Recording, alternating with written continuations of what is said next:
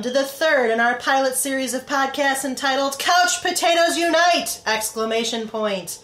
This is a podcast based on a blog of the same name because I'm just not that original. I mean, branding. Or whatever.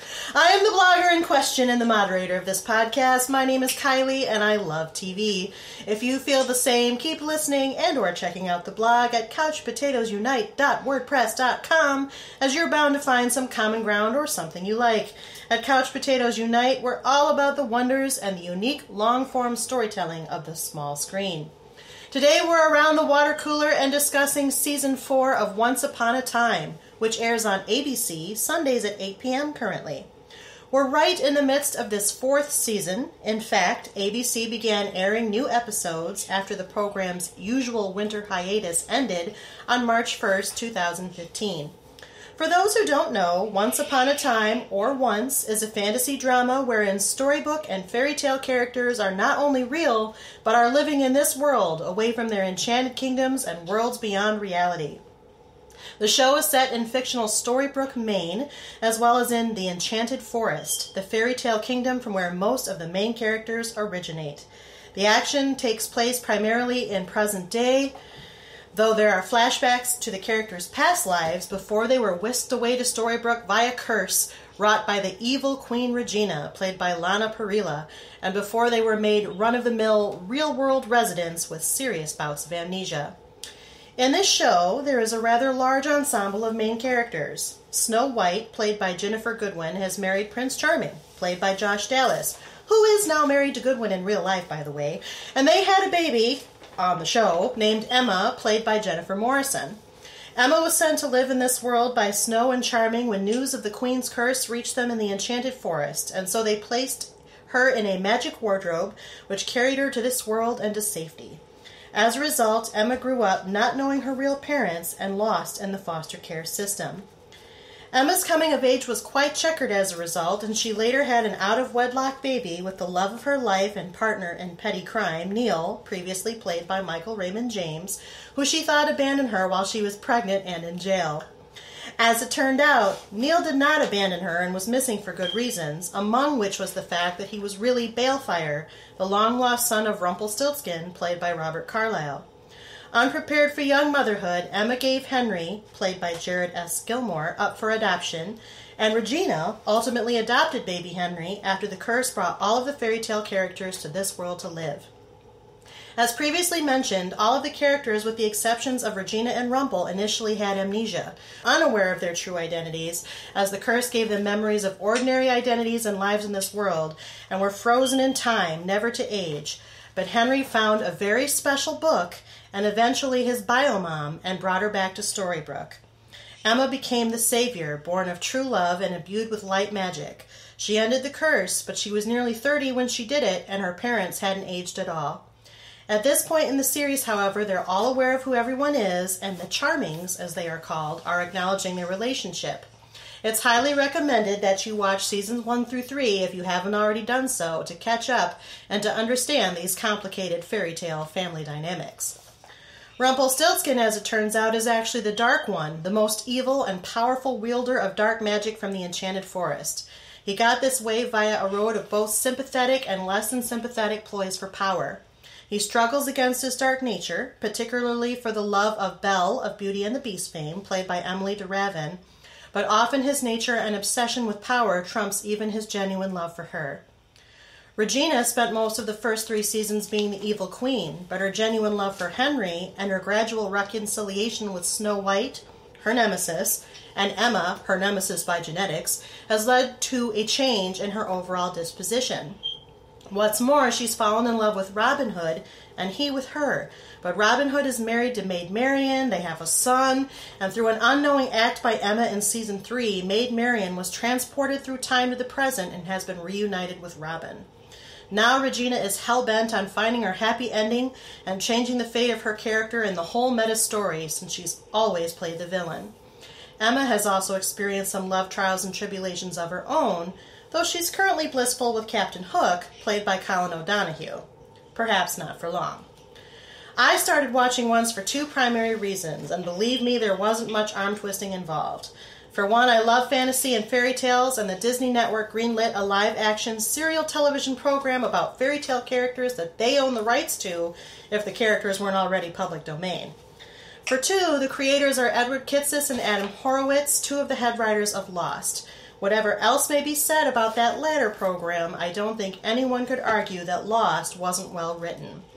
Once boasts some whopper ingredients that promise to result in an explosive and tantalizing mixture of story possibilities, the show has done nothing but live up to that expectation and then some, although it's also been victim to some of the unevenness of the producer's prior project, i.e. Lost, as well. We'll get to that in a minute. Today our panel is going to discuss the first half of Season 4, better known as the Frozen arc, as well as speculate upon the Queens of Darkness arc, the main storyline of the second half of this season, of which 2 episodes have aired as of the recording of this podcast. It should be noted that all of our panelists have viewed the show up through the first half of this season and may discuss sensitive plot points. So, for those of you who are not caught up on once, listen at your own risk, as there may be major spoilers. At this time, I'd like the panel to introduce themselves. If you would, tell us your first name and how you came to watch Once Upon a Time, what made you start watching, how'd you find out about it, what kept you watching, and then how would you rate your interest in this show? Do you just love the story and being part of it, like Henry? Or is it true love, like Snow White and Prince Charming? Do you just want your happy ending and will do anything, even watch this show until you get it, like Regina? Or can you not believe you've been convinced to watch this long, like Emma? It's not the show that interests you, but the magic and the power, dearie, like Rumpelstiltskin. Or it's not the show that interests you, but you do like the cute girls, like Belle, or the cute boys, like Hook. You couldn't care less about the show. You're just like talking about TV and stories, like August/Pinocchio. That's a whole other complicated bit. Or maybe Neil Balefire. Or you don't like this show at all, but what the hell? And I don't have a character for that. And hopefully that's not the answer. Okay, my name is Eddie. I first started watching the show because I love fairy tales and I love anything Disney and I love the whole concept of the whole live action part of it. I would classify myself kind of 2 of these people. When I first started watching the show, I was a Rumpelstiltskin. I love the whole fact of the magic aspect. And Once has also put out a show with showing the green screen that they've done. I just love the concept of it and how they do it on TV. I've actually become a Regina, though, because I'm in love with Regina, because who isn't? Love that she's the mayor. Love the whole evil part of her. In the first part of this season, we kind of got a glimpse of her. She's always going to be evil to the inner core. And I like how they've taken the concept of Regina and have made her this character where we hate her, but we have to love her. Like, she's so mean sometimes, but we love her because she's mean. So yeah, I would definitely classify myself as a Regina. Oh, so possible villain in our midst is what we're saying. Yes. All right. Sorry. Hi, I'm Kristen. I am the group's resident Disney-phile. I know the company and all their products inside and out, especially their fairy tales. So as soon as I saw promos for Once Upon a Time back in the day, I was hooked before the first episode even aired, and I am a sucker for a classic fairy tale retelling. I grew up on Disney fairy tales and fairy tales in general, so it's something that's kind of kept with me through the years. As far as my interest in the show, I would probably say I'm a combination of loving being part of the story like Henry, and it's true love like Snow White and Prince Charming. I just can't get enough no matter how much I think the show has lost track or it's gotten itself back on track, and either way, I don't think I'll stop watching till they cancel it or the series comes to a conclusion. We'll be talking about that momentarily. I'm Amie, and I actually surprisingly didn't start watching the show until it was recommended to me. I had so many people saying, "Why aren't you watching this show?" So I started in season 2. I caught up on season 1 via Netflix and things like that, and now I'm hooked. So I guess I would say I'm probably a little bit Henry and the Charmings in that I love being part of the show. I love the stories, and I just love the show. But I'm a tiny bit Regina too, so I don't know. I just love the show. Eddie's very happy to have a comrade there. All right. As for me, I would have to say that I just love the story and being part of it like Henry. And it was a little true love for me as well, but I think, as with all of the scripted TV that not only I talk about and write about on the blog, but also watch, this is just a very fine example of it, and I knew I would like it when I started watching it, so I just started watching it, and that's kind of how it happened. So, let's talk about the first half of season 4, and we can jump around a little bit. Oh no, we've got gagging already. Oh my. Well, let's get the question out, and then you can gag, okay? What did you think of the latest Frozen story arc for the first half of the 4th season? What did you like? What didn't you like? How would you compare it to other seasons, including the first where they were trying to make Emma believe, the second where they were trying to stop the Queen's curse, and when Balefire returned, or the third when they visited Neverland and Oz? I'll start this one. All right, Kristen. I really did not like the Frozen arc. I don't really know where to start with this one. Way too soon. Too soon. Too soon. I understand that Disney's all about corporate synergy. I mean, Frozen is their latest cash cow, and they are pulling out all the stops to get as much money out of this franchise as possible. Not saying that the movie was bad. I did kind of like it. I watched it in the theater twice. So... Again, not a problem with the franchise. I just don't like the fact that the company in general is putting it everywhere that they possibly can. According to some of my insider Disney sources, which I do have, they are legit, by the way.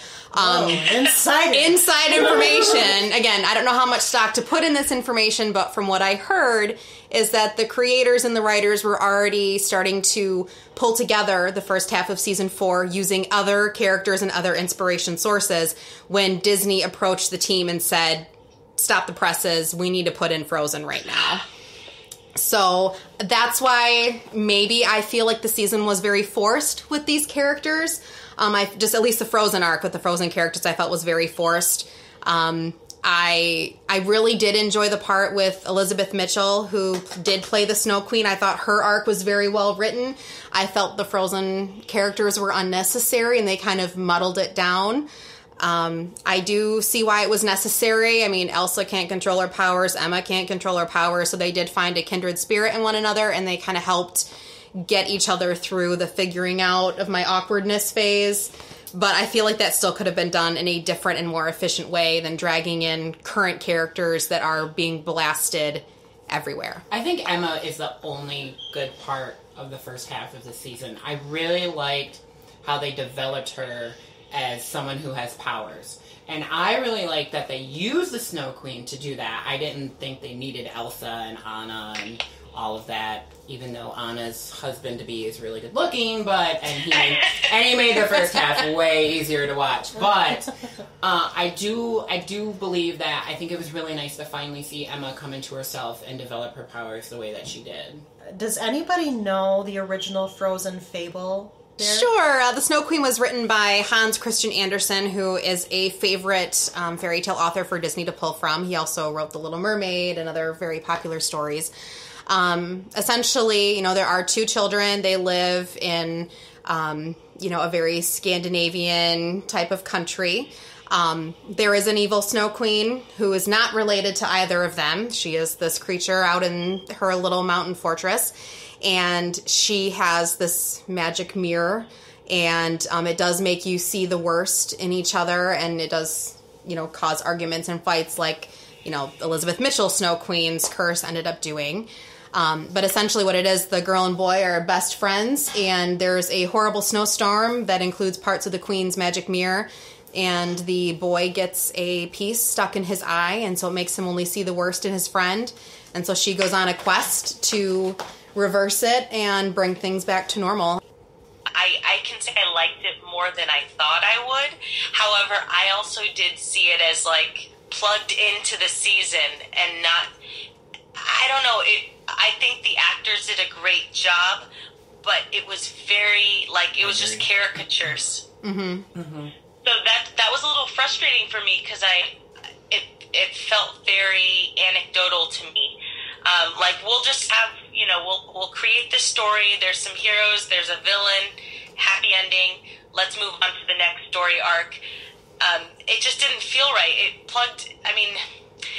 just didn't feel right. It didn't feel classic. The whole thing felt rushed. Forced. Like, it's rushed and forced. It's like they went, we have these great characters, and here you go, boom. And now you have a story. I mean, they even pulled actual lines from the movie and had the actors say them, and that just ruined it. I mean, they were making good progress, and then they said a cheesy Frozen line, and it just killed everything that they were trying to do, in my opinion.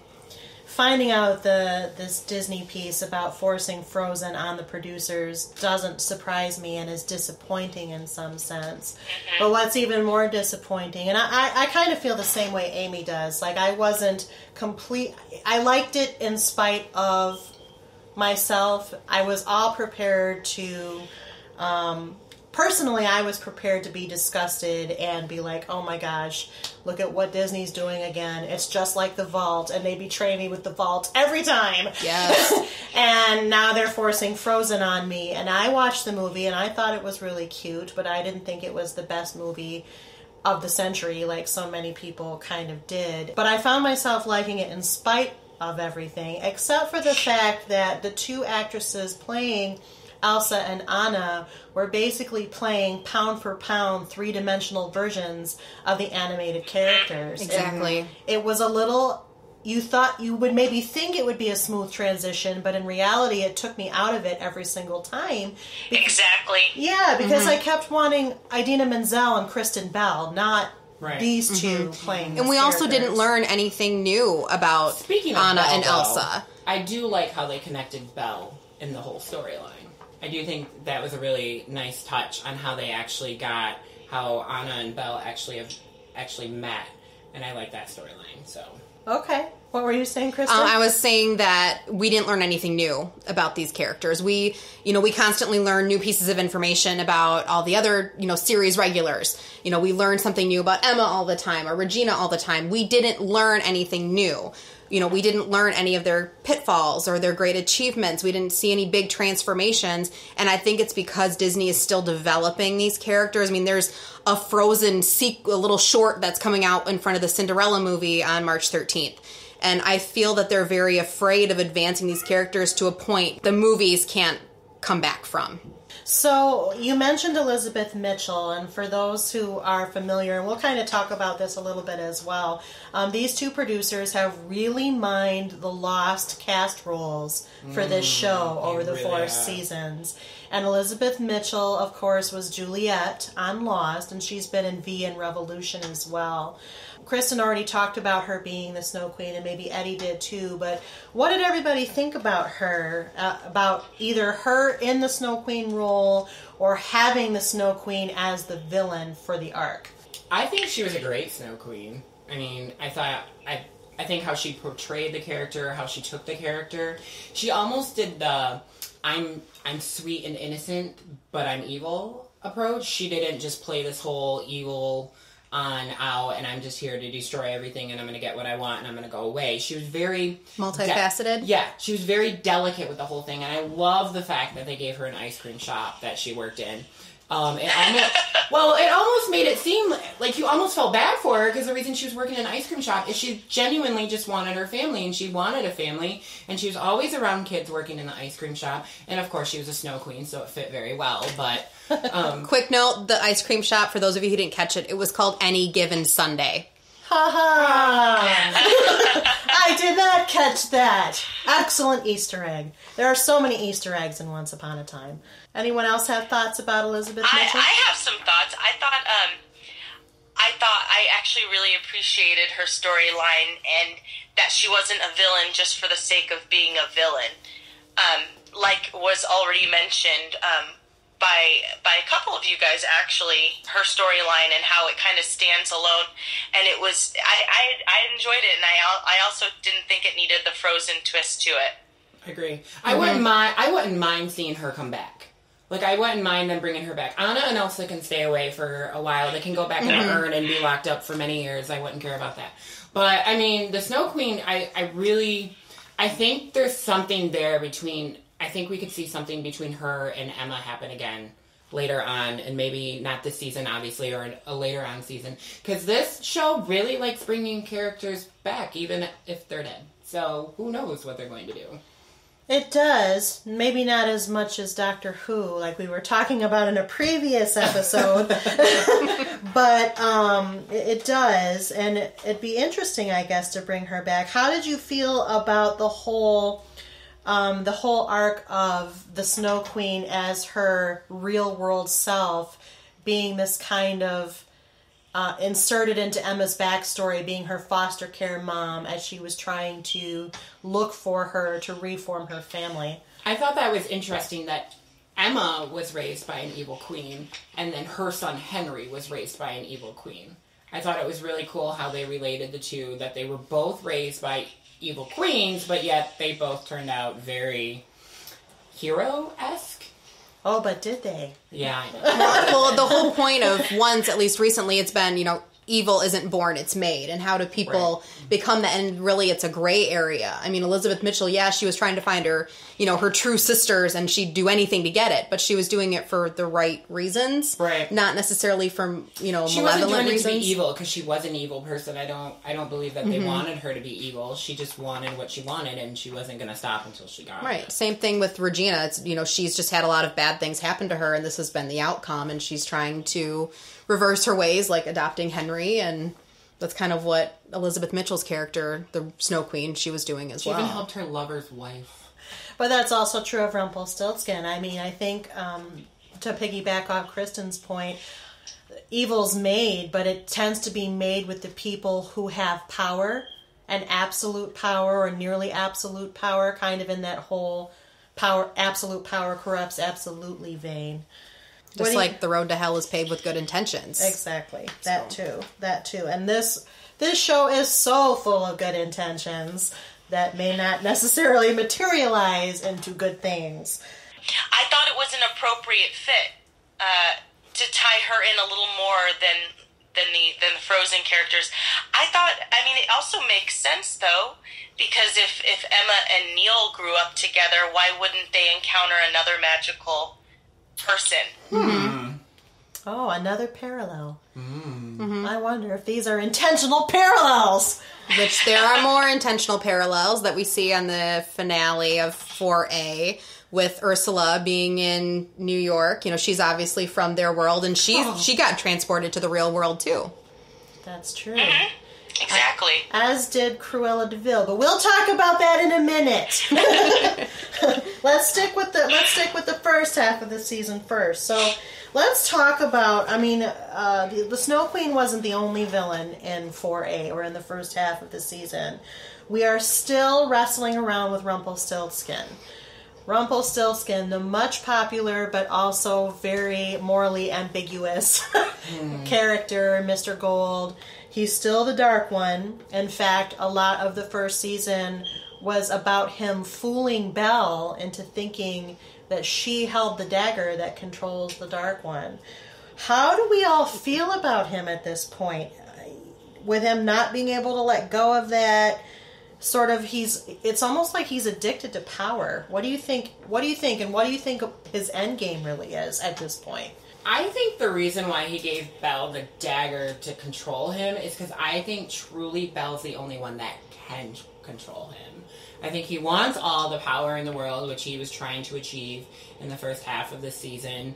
And I think he's just like any villain. He has that thing that he wants. He's always been put down, and so he's going to go out and he's going to get as much power as he can, and that's what he's focused on.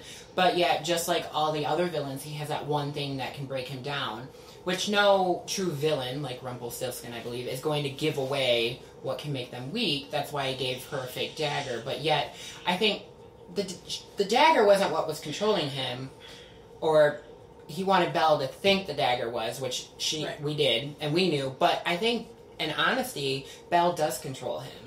And you can sometimes see that when they're interacting. That you mean apart from the dagger? Apart from the dagger at all, that Belle actually has the true power that can control him, that he allows to control him. Because I think he truly, deeply loves her. Well, I think I'd agree with you, but is the control real? Because, I mean, let's examine the mid-season finale, where she ousts him from the town. Finally. Basically. Yeah. See, when you first think of her getting rid of him in the town, it's like, okay, so now she's stepping up and she's being this powerhouse girl. I think she was doing it to save him so that he didn't get hurt. Because I think she was afraid of what the town was going to do to him eventually. Because obviously Emma, Regina, Snow, Prince Charming, they're all powerful enough to eventually gang up on Rumpelstiltskin and get him out. So I don't think she was getting rid of him because he was bad and she didn't want to deal with it. I think she was trying to save her true love. Wow, that's really interesting. I actually never thought of that. I honestly thought that, like, Rumpel was just trying to have, like, his cake and eat it too. You know, have the love but still have the power, even though he's discovering you can't maybe have both. I honestly think she was scared and angry, but now that you kind of mentioned that, that's a good point. Yeah, I think Belle finally realized after all this time, you know, Rumpel is never going to change. His internal struggle is always love or power. And she thought he'd finally turned it over by presenting her with the dagger. And when she found out it was fake, I think she finally wised up and, you know, said he's never going to really change unless he's forced to. And so I think that's why she's finally like, screw it, I'm banishing you from this town in an attempt to save you so you aren't controlled by this anymore. And I think it broke her heart just as much as it broke his. But again, I feel she was doing it for what she thought was the right reasons, but I never thought of her thinking for saving everybody else from his power, because everyone else assumed he had turned over a new leaf. I think that Belle was she did it to save him so that he wouldn't get hurt, because I think if something happened to Rumpelstiltskin, Belle would just be torn. Like, she would be broken. But is she? That is the question. To be continued. So let's talk about Regina. At the beginning of the season... What isn't there to talk about? I love her. Oh, complicated, tortured Regina. She's had such a hard life, and yet she's kind of made the most of it in her own way. At the beginning of the season, we find out... Well, really at the end of last season, we find out through a mistake that Emma made, like I said in the intro, she brought Maid Marian back from the past. And spoilers, if you were watching the show, you knew that had Emma not done that in the real timeline or the previous timeline, she would have been executed by Regina, the evil queen. We also know that it was foretold to Regina through the help of Tinkerbell that she could have possibly a soulmate and a happy ending, and that soulmate actually happens to be Robin Hood. So when Maid Marian comes in and throws a wrench in the works, Regina's pissed off at Emma first, and then has this new quest now, which starts in the first half of the season, really, about getting her happy ending. Although she spends the first half pretty angry. What do we think about Regina's... She's had quite an evolution and kind of a real fluctuation in how good or how evil she's acting. I love that, evolution. Evolution. How do we feel about her right now? Regina is bipolar. Quite possibly. No! Regina! She needs a little help. I go back on the classics that love will conquer any evil. And I think Regina has finally felt loved. And I think that's what makes Regina evil, because like we talked about earlier, is that you're not born evil, you eventually are evil. And I think she's never felt loved, and Robin Hood makes her feel loved. And so I think that's why Regina, the whole evil aspect of her, has kind of fallen down. But I'm telling you, when that girl gets dressed in that queen's outfit, she is on point. She does have some fabulous evil queen get-ups, doesn't she? Especially when she's like the sexy queen and she's got like the hips and everything. I'm just telling you.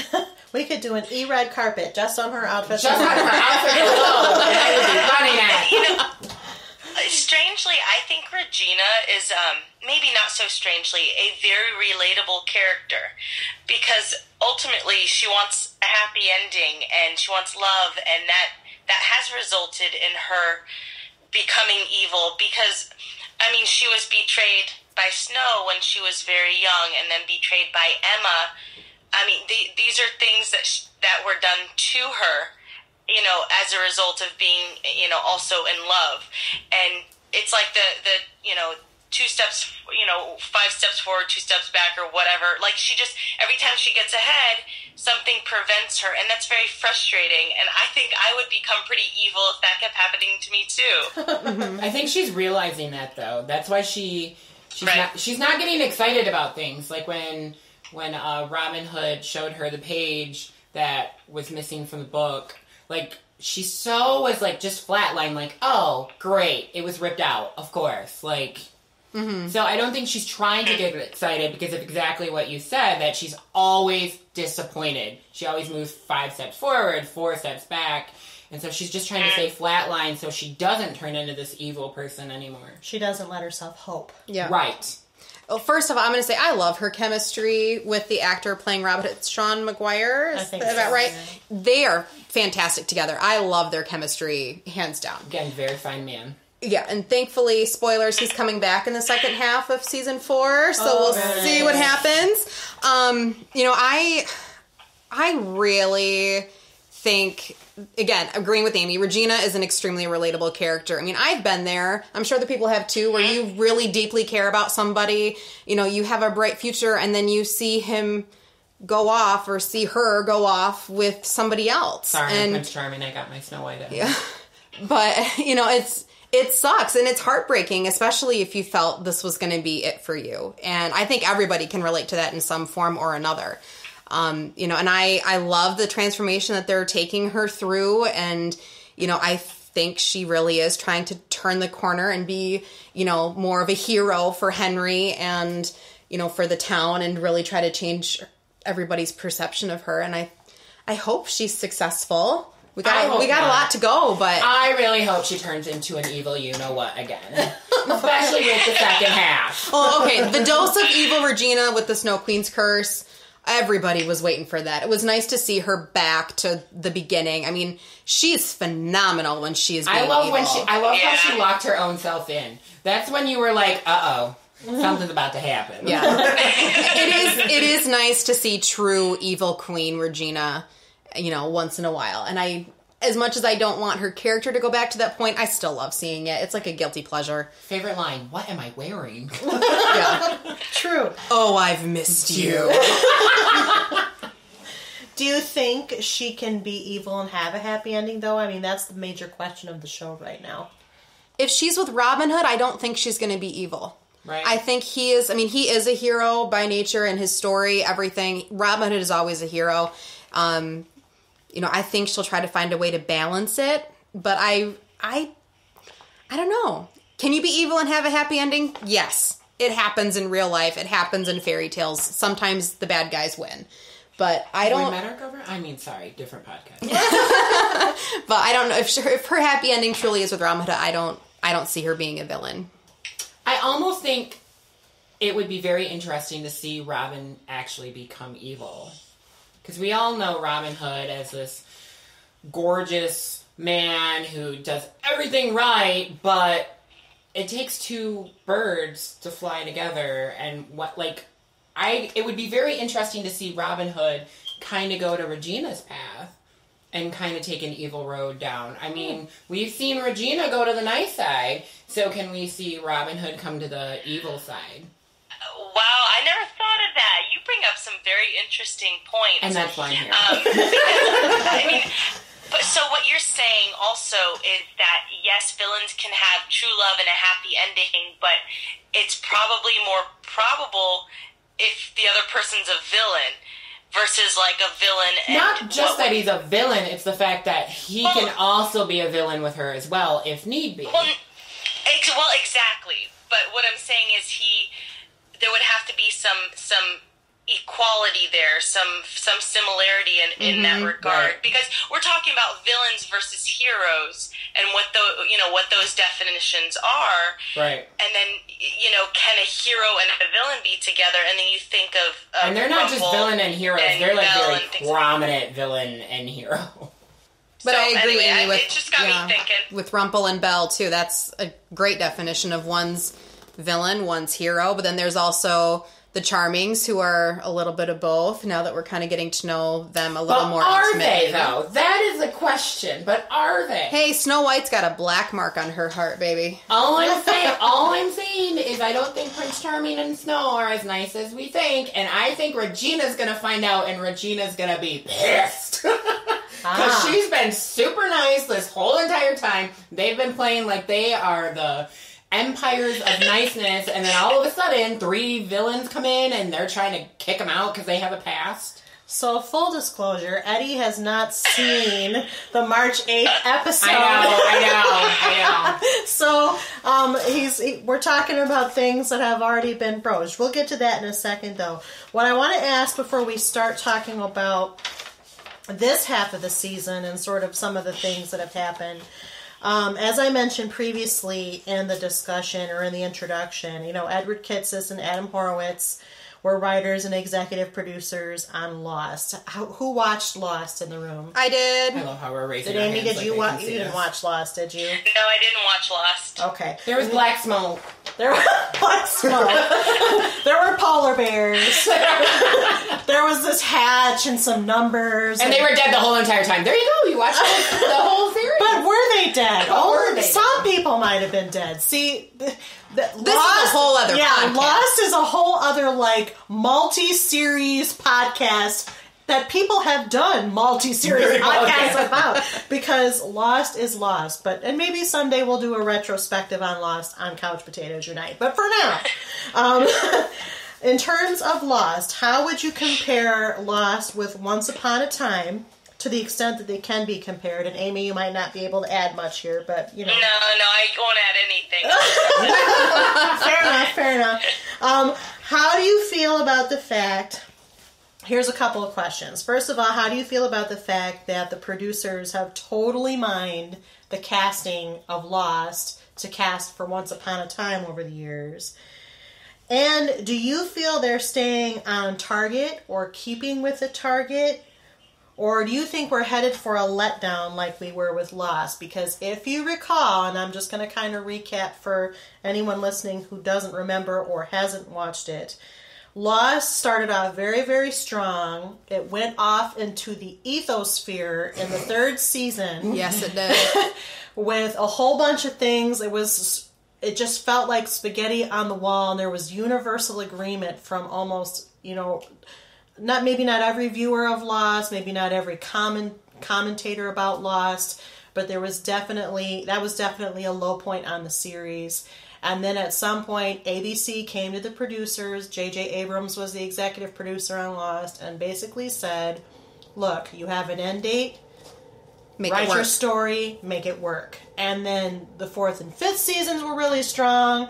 And then the 6th season, again, is a whole other topic for a whole other podcast. Yep. Either way, we know that it got better after 3rd season. So do we feel that there are similar patterns working on this show or not?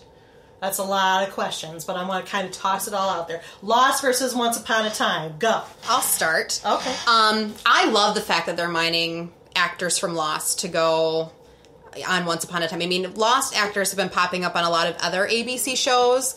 I just saw Desmond on Scandal a couple weeks ago, and I know he's been a recurring character before. I'm not up on Scandal, guys. Sorry if I've made a mistake. Desmond's also on the 100 for those watching the CW.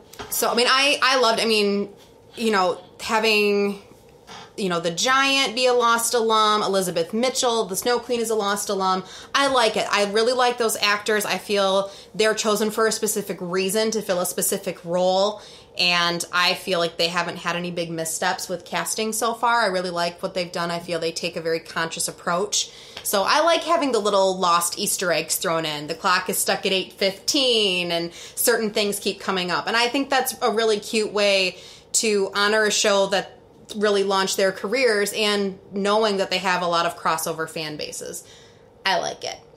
I do completely agree with you on Lost, how it really lost its way in the middle. And once they got an end date for the series, they really got themselves back on track. I think the writers and the creators of Once Upon a Time have sort of found a better rhythm, especially with season 3 being the first one that was really broke into 2 miniseries, part A, part B. I feel that's really working for them because they're able to fit Neverland, Oz, Frozen into a shorter, condensed period of time and make necessary advancements.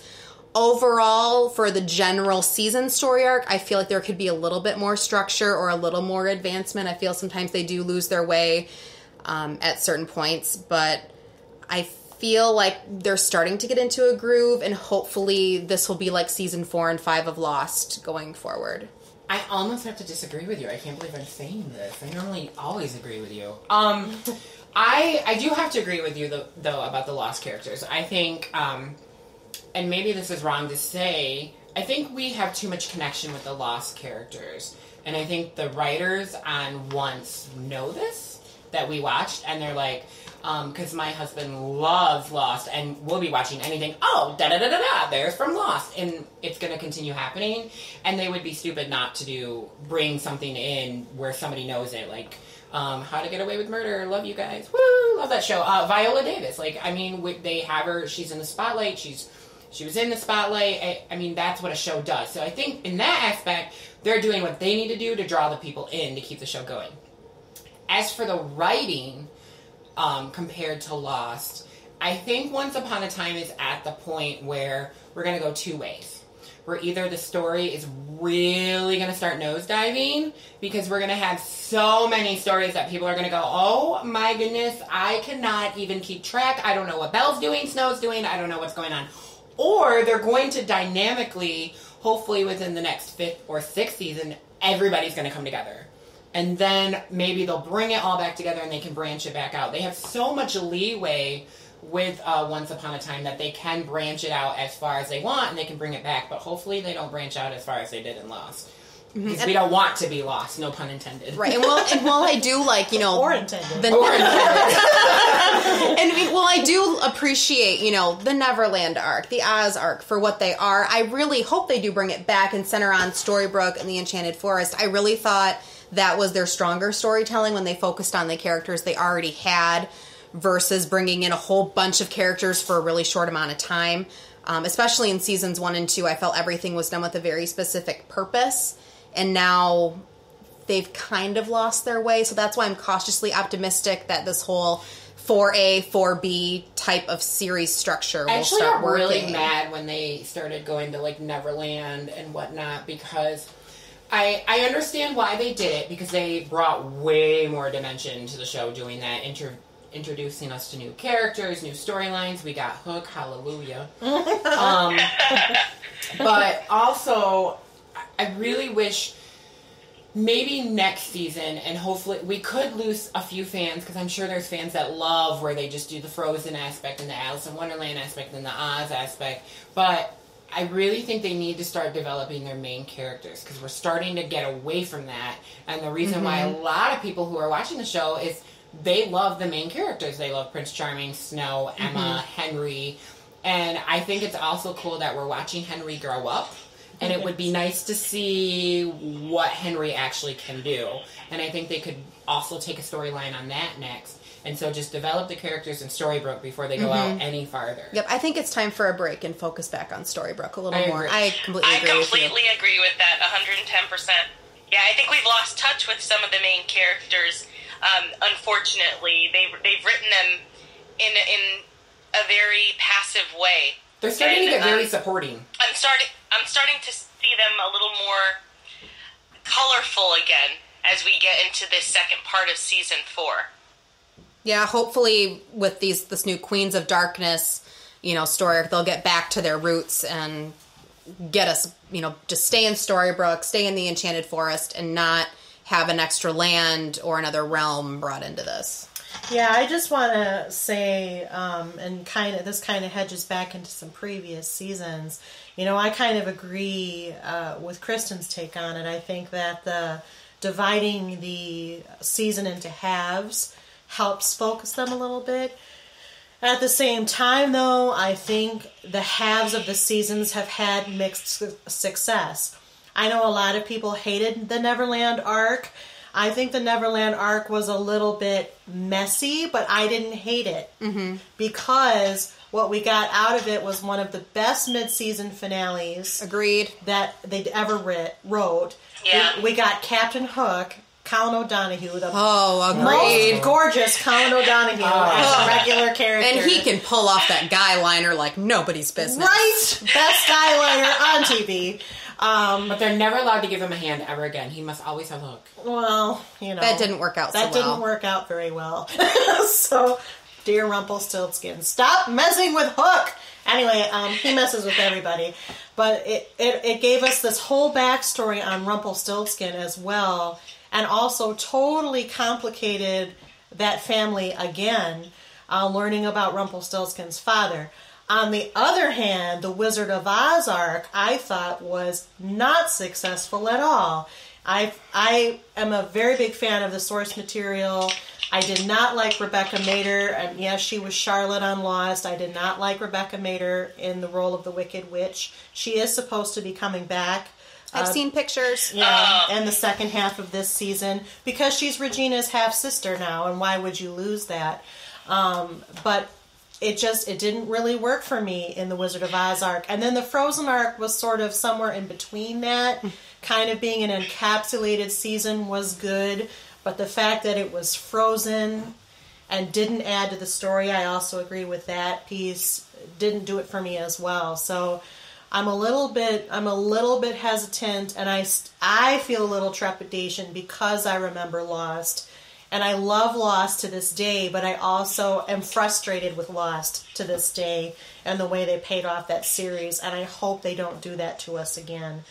Let me ask you, I've got 3 more substantive questions that kind of bridge off this topic and also segue us into the second half of the season. The first is, did any of you watch Once Upon a Time in Wonderland? I did. Okay. I watched like an episode and a half. Okay. I watched the whole thing straight through. I did. What about you? I did. Okay. Do you feel, that unfortunately it was written as an event series. They didn't renew it as an option. Do you think, though, that they should try again making an event series like that? I think that they just executed it poorly. They wrote Once Upon a Time in Wonderland to branch off from the original series, and the original plan was to play it during the season 3 break. And that's where I think it really could have performed well. But because Once Upon a Time itself was so successful, the powers that be at ABC said, nope, we're going to make it its own time slot and run concurrent to try to get more viewers to us on Thursdays, since they were losing Thursdays to another network. They have since gone back and admitted, yeah, we kind of made a mistake. We should have left it in the one slot to keep the same audience at the same time. Yeah, make it a summer series. Yeah, I loved it as an option to go in the middle. I thought it would bridge the gap nicely. Mm-hmm. I didn't hate Wonderland. I thought it kind of enhanced the story, and we got the knave, Will Scarlet, which who is now on the series. I love him so much. He was the best thing to come out of it. I thought, they did have an end date. It was a certain number of episodes. They had their arc. They completed it. Good for them. I'm glad that the knave / Will Scarlet is the only character to make the jump. But it was nice to see Cora back in her full-fledged self. And I like that they're going to address Wonderland in the second half of the season, since Will is now a recurring character. But I would like them to come back and try another story. I don't think it needs to be Wonderland. They wrapped that up nicely. But I would like to see them resurrect the offshoot and do a different location and try something different with other characters. I think they have the potential to take an off series for us to learn about Once Upon a Time. I think it would be very interesting to how did Belle wind up I mean, we all know the classic story of how she wound up with the Beast, but it would be very interesting to see Once's take on how that character got into the castle with the Beast and then wound up on Once. Didn't they cover that in their flashback? They covered, but something like that. I know they've already covered that, but what I'm using saying, that as an example. Using that as an example, I think the reason why people didn't like it is it wasn't connected enough. It wasn't fleshed out enough. Mm-hmm. Right. It wasn't there. I don't know. I feel like there's great potential that they can use an off series, and I think you're totally right in between the seasons, especially since now how they're doing it, we have 4A, 4B, distinctively different from each other, no relation, that it would be okay to put something in the middle because people would know it's a whole different story and it's not going to relate to the next season. It's a supplement to That's why the main I didn't show. like Alice in Wonderland, because I totally thought it was going to completely relate and make a full circle. The reason I stopped watching was I felt it was forced. And maybe that was the execution. Maybe I expected it to relate more. I would be interested in seeing an offshoot of just the fairy tale stories, not Storybrooke. But, like, you know, we always get the snippets, but we don't get, like, the storyline itself necessarily without that interruption. Right. So I'd be interested in just seeing, you know, Enchanted Forest land for a while or something. I mean, I don't know. So you're kind of talking where Eddie's coming from in terms of show Yeah, us more of the exactly. backstory. Right. Exactly. Yeah, absolutely. Okay. I feel like Alice in Wonderland was also, the writers went, we have too much damn material, people. What do we do? Oh, let's make another show. Well, and I think part of it, too, when they did show us that little bit of Wonderland with Jefferson and the hat and then Cora being the Queen of Hearts, you know, I think there was so much positive fan reaction that they're like, oh, well, we can take this and just expand upon it. Which, cool, good for them. Great idea. And maybe the reason I liked it a little bit more than the rest of you, I approached it as a completely separate thing. I mean, I knew that it was going to tie in, but I wasn't expecting it to completely tie in. I was approaching it as a new show entirely. Well, you know what, though? I mean, I didn't fully expect it to tie in. I was hoping that it would. But I also just didn't really like the main character. I just didn't find her likable very much. Okay. And that's I can personal see that. opinion. If you did, that's awesome. But I just didn't stick it out like I probably should have. Yeah, I kind of, I have a mix of I think Amie and Kristen's reactions. I liked it. It was okay. I watched the whole thing. But I do think it took a while to warm up to Alice. It did. Sophie Lowe, I think, is who played her. Yes. I thought the man who played Jafar, and his name escapes me, he was Saeed on Lost. Naveen Andrews? Naveen Andrews, yes. Another gorgeous man, by Yes. the way. But I thought as Jafar, he was actually very subpar. Like, I didn't believe him as a villain at all. Can I just say I hate the fact that they straightened his hair Yeah. halfway through. I liked the curliness. I felt his evilness went down with the bad hairstyle. It's like the mustache, but only straight hair. I was kind of a fan of, I guess, the Queen of Hearts in the show, or the Queen of Hearts that became the Queen of Hearts after Cora. She did all right, and I liked her. I felt her love story with Will Scarlet was much more compelling than Aladdin and Alice's, but or the Genie and Alice's. Yeah, the Genie. But nevertheless, it's interesting, and I often come off that show. I did do a review on the blog of that show, but I come off that show wondering if they'll ever revisit it because they keep sprinkling in all of these other characters. They're going to address why Will Scarlet and Anastasia, the former Red Queen, are no longer together, and why he is now with, spoiler alert, if you haven't watched it, with Belle. They're going to address why they've come together, why he is now in Storybrooke and no longer in Wonderland with supposedly the love of his life. So they will be trying to bring that into the circle and make it part of the canon. Fantastic. Awesome. Well, let me ask a couple more questions. I want to get to these 2 episodes that have started this 4B season. But the other thing I want to ask in this podcast is, has anyone noticed how and this is just my opinion, granted I'm the moderator here, but how they have these really great mid-season finales that have this very awesome impact, and then they turn around and in the premiere of the second half of the season, they wipe it all away. So for example, going from Neverland to Oz, we had this great mid-season finale where essentially Emma and Henry are going to New York because the town is blinking out of existence because they have to reverse the curse to save people, and then all of a sudden it comes back for the reasons they covered in the Oz arc. Or in this situation, the Frozen resolution, or at the end of the Frozen resolution, Belle kicks Rumple out of town, but in the very first episode of the 4B season, he's back in town. How do we feel about that?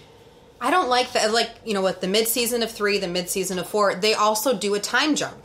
I mean, a big time jump. Season 3 was a couple months or so, I think, if I remember correctly. And then 4, it's only been 6 weeks. But I would have liked to see, like you said, the immediate aftermath of how did Emma and Henry start their life in New York? How was that for them, with all these new memories? I would have liked them to see that happen. And, with 4, where we are now, I would have liked to see the aftermath of what happened with Rumble. How did he get to New York? How is Belle dealing, and how is the town dealing without him? You're right. I feel like they have these great juicy moments that they can expand upon, and they're like, oh, we're going to jump ahead 6 weeks. And, I mean, right now, they're still back in 2013. The writers have said Frozen hasn't even happened yet, so we're not even to November of, 2012, 2013. So it's silly. I wish they would go back and really expand upon those moments. I felt kind of disappointed in both instances, especially after the 3rd season finale, and I wrote about this on the blog.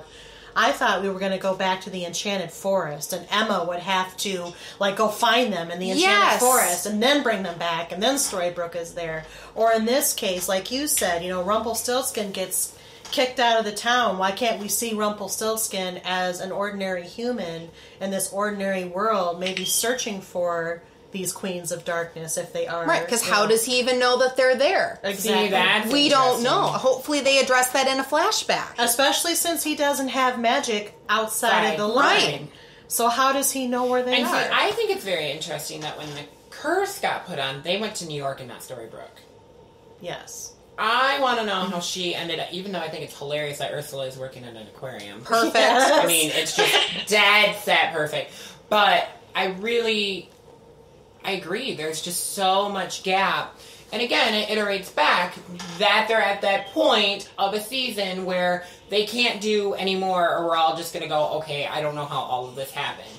And we're lost. Again, I'm going to say it again. Oh yeah, hopefully we have flashbacks that address all of our questions. See, but I'm with Amie on this. Sometimes those flashbacks aren't enough. Mm-hmm. Like, I need more. That's why I'm saying that parody of, if they did do another miniseries, we should learn about the show. There are so many concepts. This show makes algebra look easy. So, in all the family relationships, everybody's related to everybody in some way or another. It'd be nice to get those ironed out a little bit.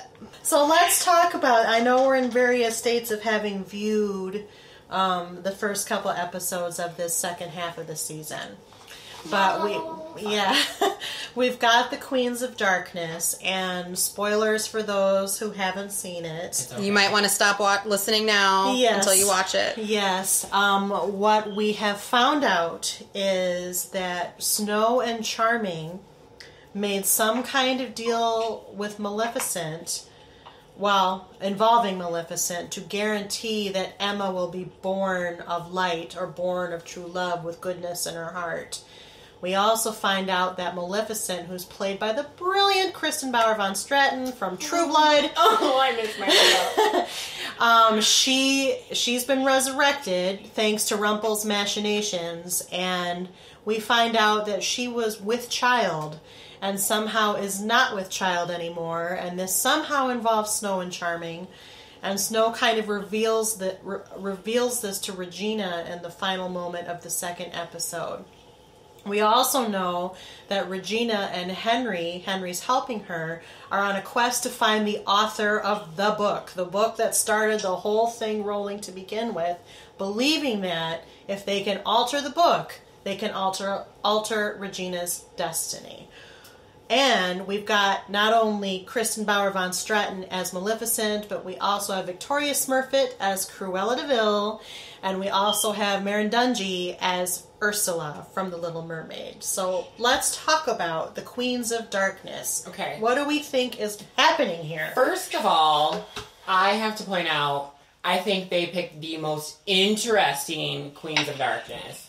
Like, really, Ursula, Maleficent, get it. Cruella, really? Of all the villains, in the world, we're gonna pick the one that wants to kill dogs. Never did, but we're gonna pick the one that tried killing the dogs. She does have magic, though. I think persuasive power over animals. I do think it's very... I really was hoping she was gonna smoke and blow smoke on the Beatles I really was, but it didn't happen. So, but I do like the villains. I like where this season's going. Believe it or not, if most of you that know me, Ursula is my favorite Disney character. Maleficent is my favorite villain, so I'm right there with you. I'm very excited to see how they adapt her, and I love the actress that's playing her. But again, I think it's going to be interesting. How they started this episode, yes, I know I'm going to be an episode behind, I'm sorry. But I really hope it rolls so we can learn more about the main characters. I think it could definitely go on that tangent where we don't learn anything, where we got 3 new characters that happen to go into Storybrooke. We don't know where they came from, how they got there, or why they weren't ever affected, but here we go.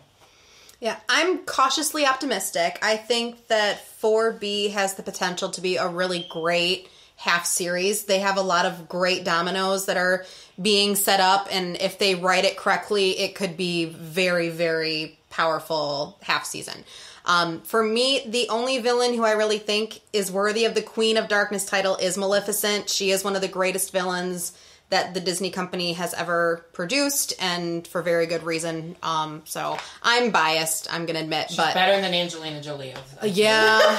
Although I don't like the recostuming to make her look more like the Angelina Jolie. I agree. Not a fan of that corporate synergy that's going on. I liked that in the first season she was very different. She had the elements of Maleficent, but she wasn't full-on Angelina Jolie. So she was closer to the animated Maleficent. She was, which I liked. And I liked, going back to that element, I think is really cool. I'm going to make a prediction about Maleficent, because the wording, I think, is very important. Snow said to Regina that because of them, Maleficent lost her baby. The baby didn't die. It's not like she had a miscarriage. She said lost.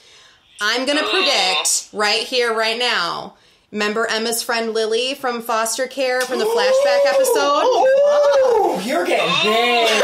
I loved Lily. I thought she was fantastic. My gut is saying we are not done with Lily. And I'm thinking, hey, if Emma can get transported, if other characters can get transported to the real world, why couldn't Maleficent lose her baby, quote unquote, in the first original curse that started this whole thing, and have Lily grow up in the real world and her and Emma be besties? Who was the one that told them to put Emma in the wardrobe? The Blue Fairy. Yes. So...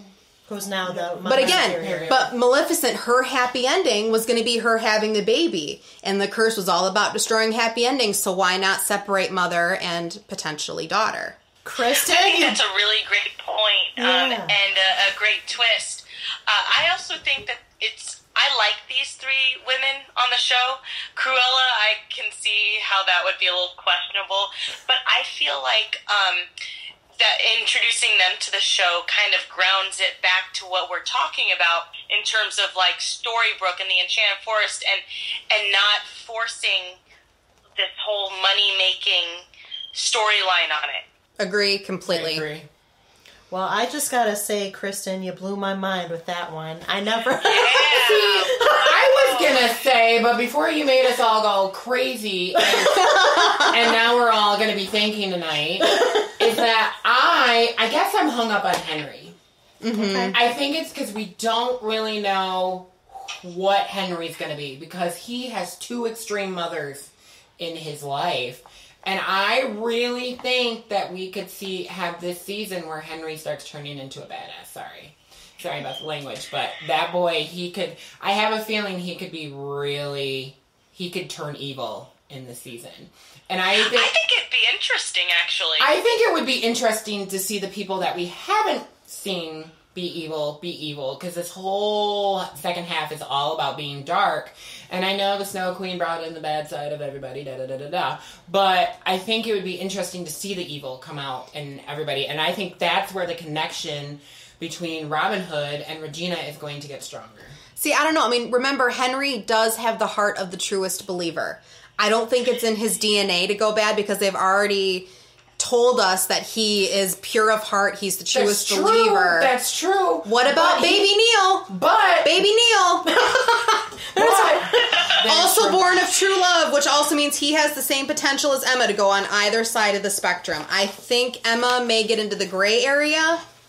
Baby Neil's got just as big of a chance as she does. Yeah, I think they're teasing Emma taking a dark path for a while. Or at least a gray path. Yeah, that definitely came out of this second episode, but was also kind of talked about in the first episode when Rumpel was hatching his plan. Right, the Chernoborg, which was not lost on me. As soon as they said Bald Mountain, oh, okay, here's the villain. Yes. Fantasia. Fantasia, thank you. I was like, was I the only one who caught that? No, I caught it. But in the fact that, like you said, Rumpel said, nope, he wasn't chasing Regina, he was chasing Emma, because she has the potential for it. Exactly. So, I don't know if Henry does, but we definitely know that Emma does, and she probably will take at least a questioning path. It would be very interesting if farther down, as we get into more seasons, that Emma actually has been the true villain this whole entire time. Wow. She does bring a lot of unintentional, unfortunate events kind of follow in her wake. Can we see that leather jacket, though? Again, her red leather jacket? On point. On point. Yeah. It does fit her very well. I don't know about Henry being evil, but it would be interesting to see Henry and or Baby Neil developing magical powers at some point.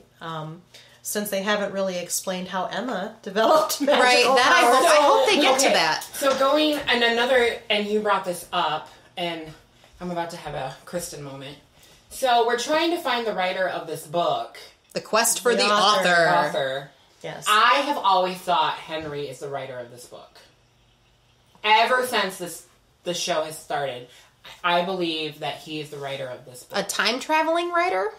Ish. Because he received the book from Mary Margaret / Snow White. Correct. So how would he be the writer if he received the book from her because she was trying to give him hope? Oh, no. I'm like, he told someone all these stories that these happened, that these stories happened, and now they are happening. Because he's like the true one that understands that whole book. But it was because of the book that he realized who everybody in Storybrooke really was. Right, but who he was. And who he was, but... Again, everybody was brainwashed, remember? Right, but without Henry discovering the book, I don't think he would have realized who was around him. But you can discover something that you wrote. I think it would be interesting. I think Henry is connected to that book more than we think than him just getting it. I can grant you him being more connected. I think he's definitely connected. I don't think he's the author. I don't because they have said the author is someone that we haven't necessarily met yet. So who is it? Emma's baby daddy? Neil? No. Poor Neil. R.I.P. Neil. No. Spoilers. I don't think it's anybody that we've met yet, because there's too many people that are in the book. I think the person probably does live in Storybrooke, but I don't think we have been formally... It's Jiminy Cricket. I knew it. I don't think we've been introduced to him yet. Yes, we have. He's Dr. Hopper. No, I mean the author, not Archie. Okay. But I am excited for August to come back. Have you guys heard that one? That he's scheduled to come back? The grown-up August. Because yes, not Pinocchio. Yeah. August. Yes. I am for it. And I hope, as much as I don't want to say this, I hope he throws a wrench in Emma and Hook. because I really liked her chemistry with August. I love Hook, but I really liked her chemistry with August just as much as with Hook. So Hook will be there may be a little Kylie, love so. triangle if August sticks around and it's not just in a flashback of I some also kind. loved her chemistry with Neil. Oh, yeah. I was Oh, who totally a didn't? Neil shipper. Yeah, but no one is really gone. I'm sure they can find a way to resurrect him. Let's hope. Of course, because it's TV and it's magic, and they can do that, and they can do it convincingly, and we'll say, okay, great. Well, what they did with Maleficent, I mean, it was the blood of the people who wronged her most, who wronged Neil the most. Let's dig him up and sprinkle him with their blood, and he'll be back. That's the simple answer. Isn't Rumple? It's Rumpelstiltskin. Yeah, it's Wouldn't it be Rumpelstiltskin right there? But the town doesn't know he's back, so maybe I don't. And no one is really gone. No one We've is really gone. seen that. Magic Right. is That's very magical in this magic show. Anyway.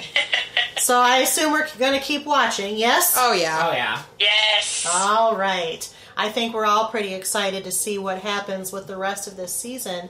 And there's so much more to talk about, but we want to save that for other podcasts. So at this point, I really want to thank Eddie, Kristen, and Amie for joining us on our Once Upon a Time podcast. This is the last of our pilot 3, though we hope to produce more. Stay tuned on the blog at couchpotatoesunite.wordpress.com for further updates regarding that. But until then, Once Upon a Time airs on ABC Sundays at 8 p.m. And keep an eye out for other entries about other shows, because even if we don't record more, there will be more written, certainly. So thanks for listening. Keep tuning in. Have a great day. Bye-bye.